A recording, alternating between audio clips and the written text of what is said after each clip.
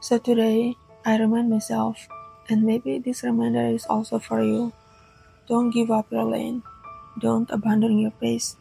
Don't shrink back just because someone behind you is in a hurry. Stay steady, stay faithful, stay on your lane. Because the journey is long, and it's not speed that will carry you through, it's perseverance. And the lane you hold today will one day lead you exactly where you are meant to be.